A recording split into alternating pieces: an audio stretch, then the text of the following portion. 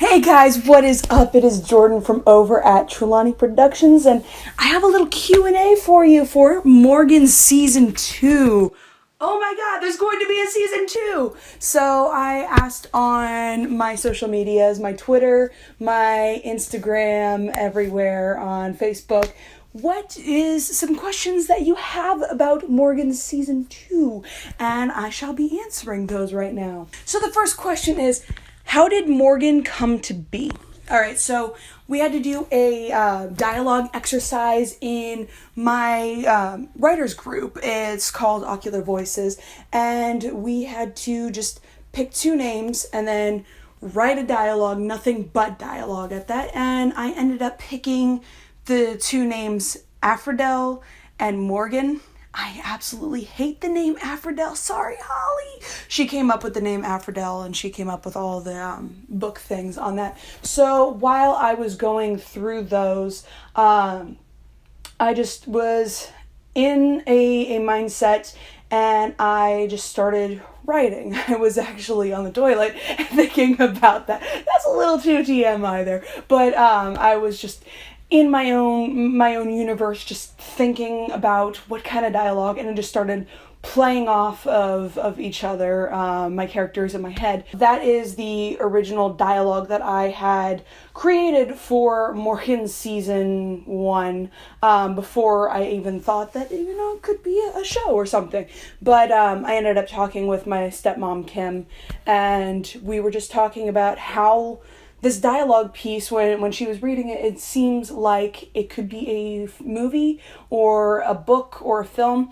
And I already had the character Morgan Le Fay and her unnamed girlfriend in my actual novel that I'm writing. It's an LGBT piece. And while writing that, I'm like, hey, this could be in the same universe. So it's like a cross promo in a way. After I was writing that a little bit, I had a class, actually, that was create some content, just create anything. You can do like different segments. You can do an actual TV series, which I chose to do a TV series because I can do segments up the wazoo. I can make it look professional. I can make it look like it's a documentary. I can make it look like a newscast all he wants, I could do that. And I have done that, and I've gotten a couple Pacemaker Awards for it with my contribution with scholastic journalism. And in doing that, I ended up, just thinking, hey, maybe I should challenge myself a little bit, and I'm wanting to become a showrunner in the future, and I know I'm not that good right now, and I have to prove that I'm good before I can say that I'm good. So I'm like, hey, why don't I just get the ball rolling, and boom, there's Morgan. That's how Morgan came to be. Second question. How many episodes is Morgan Season 2 gonna have? I have been conflicted back and forth with this one. I was wanting originally to make it about 32 episodes, kind of like a regular web series, but I was also talking with my actors as well if they want it in 16 episodes or 32 episodes. It's looking more like it's going to be about 16 episodes. So it's the same amount of writing, the same amount of filming, the same amount of content. It's just a little longer. The next one is, how do you come up with ideas? I just do. I don't know if that's a valuable assessment there. I don't know if it is really a good thing or a bad thing, but I just do. Something just triggers in me, and it just pops in my head, and I'm like, okay, I gotta write that down real fast. When I'm coming up with some of these ideas, it's mostly I just put on like some tunes or something, and they're like, okay, this is the criteria, this is what needs to be done, and you have like two characters or something like that, and all of a sudden I just have like different dialogues just going on in my head, and I write them down. So some of them are just complete and utter crap. Other ones are gold. If I really feel it, I gotta write it down. So that's why I always carry a little notebook and a pen so I can write down each idea, because otherwise it's gonna be fleeting and you're gonna lose it, and it could be an amazing idea or it could be the worst idea ever. So always carry like a pen or a notebook with you, because otherwise, it's not gonna be the best. Why do you write LGBT content?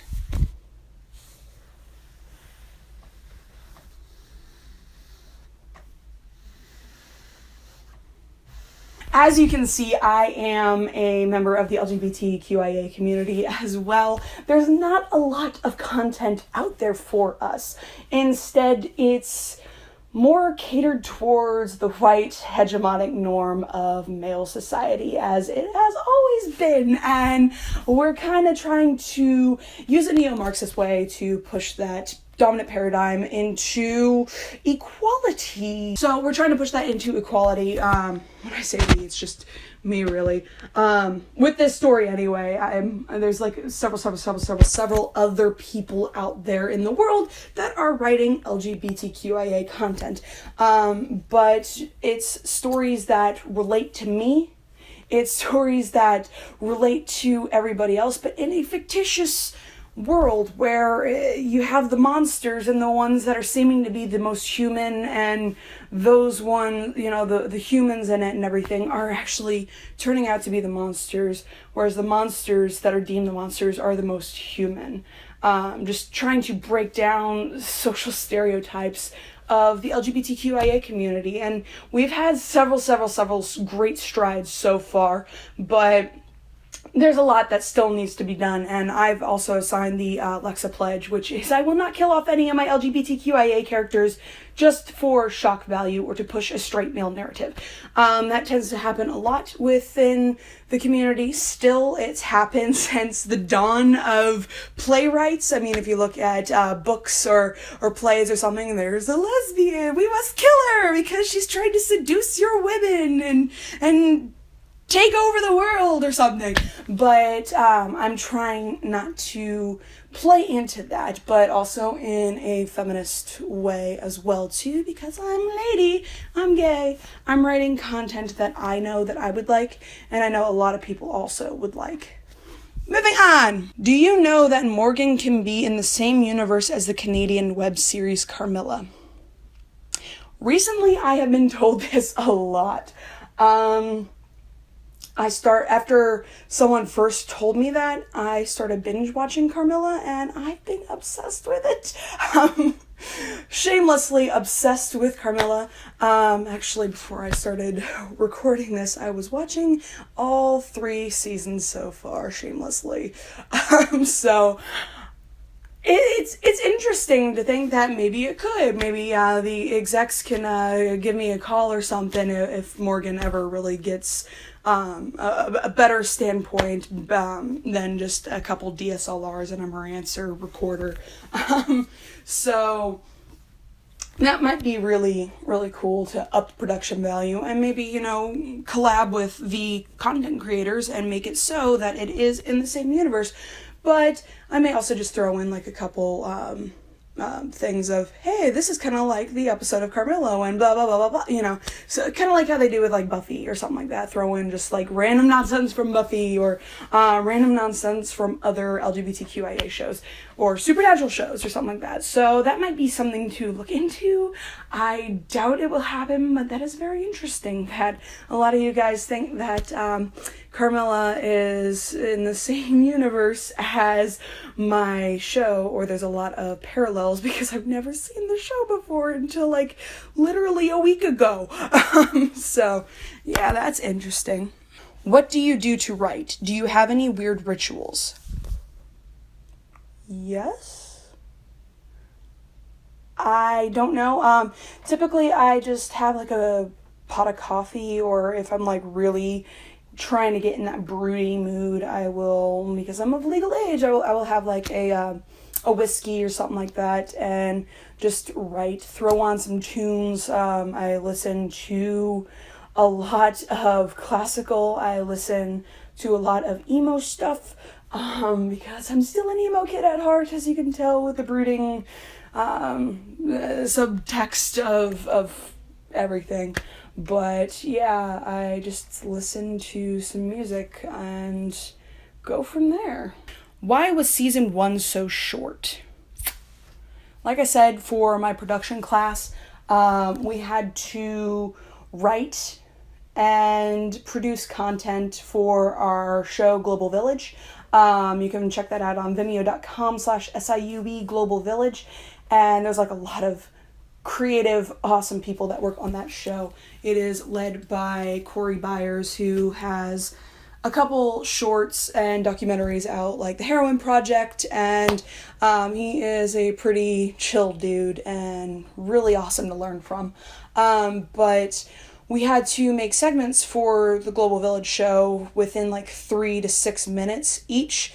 So I just took like a rushed full season where it's just nothing but go, go, go, go, action, action, action, action.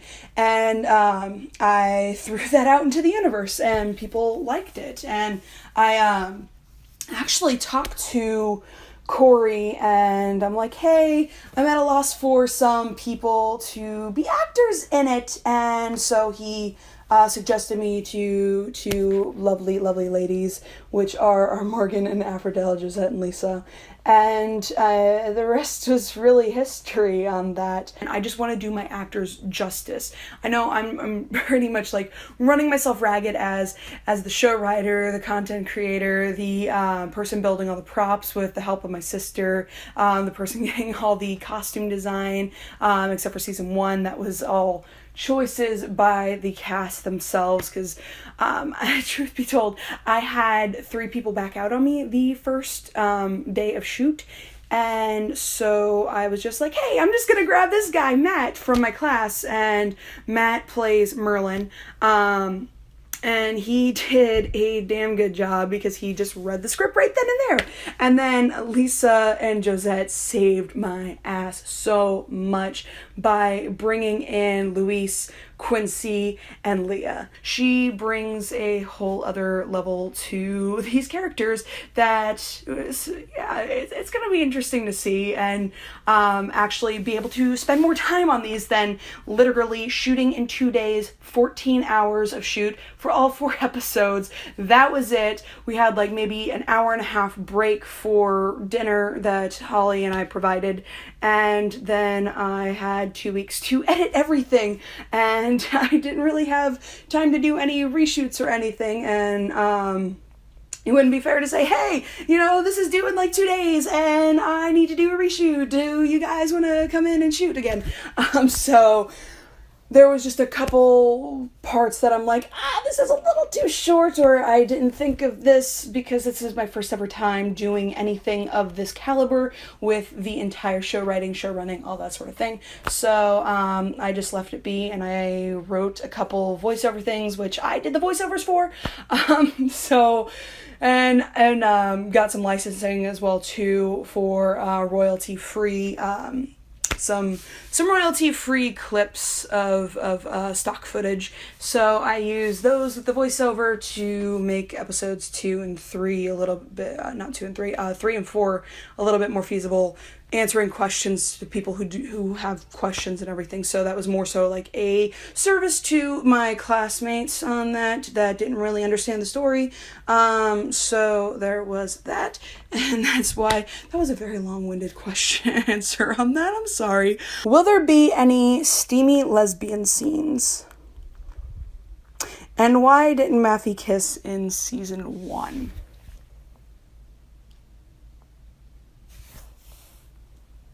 I just wanted my actors to be comfortable as well, because this is the first time meeting me, this is the first time working with me, this is also my baby, and I wanted to be cautious because my show was going on Global Village, and Global Village is on like 3 different public access channels, so it's already pushing it with being an LGBTQIA story, because a lot of old ladies are the ones that really watch the public access channels, and they're the ones that are writing in and going, no, you don't do this. So I wanted to be as respectful as possible, a little ambiguous with it, but also letting people know that yes, you can have that raw chemistry without the physicality of it. And Lisa and Jozette just ran with it, and I was like, oh my god, oh my god, this is them. This is Morgan and Aphrodite. This is actually happening, and I was freaking out the entire time. I don't know if they know that, but yeah, I was freaking out the entire time, like fangirling and actually surprised that someone actually likes my work as much as I like writing that work. So that was very interesting. But to answer if season 2 is going to have some steamy lesbian scenes, yes. I'm no longer writing for network television. I'm no longer working with Global Village on that because the semester's over and this is now all my projects for fun. It's gonna have a lot more elements to it than you've ever seen before. Is Morgan single? She's kind of been with Aphrodite for 900 years. I would say she's not single. Is the series going to follow Arthurian lore closely? For example, bringing Mordred into play?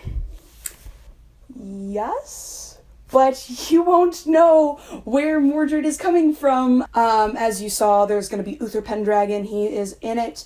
There's going to be Mordred. I just let that out there into the universe. Oh my god. But yeah, Mordred is another character. He's going to be a lesser character, but we will see him in that. There's a lot of references to the Lady of the Lake. On the last episode of season 1, Merlin and Arthur were defeated by Morgan and Affy. What can you expect to transpire between Arthur and Morgan? They're brother and sister, obviously. They are siblings, and you get the reveal that Merlin's actually their father. And you'll be seeing a lot more backstory as to how Merlin sold his family line's mortality, where at like a certain age they would just stop growing and they'd be immortal forever. Morgan and Arthur are definitely going to have a lot of interaction together. I can't say if it's good, I can't say if it's bad, because as you saw, he was one of the bad guys in the last one, which in this, there's no good or bad. That's just my philosophy. It's just who deems what as right. What constitutes as right for one person does not constitute as right for another person. Will Morgan and Arthur mend their relationship? Again, as I answered that, they will definitely talk. There is no doubt that Persephone is a mischievous character. How big of a role will she play going into season 2? Persephone is the worst and the best character by far.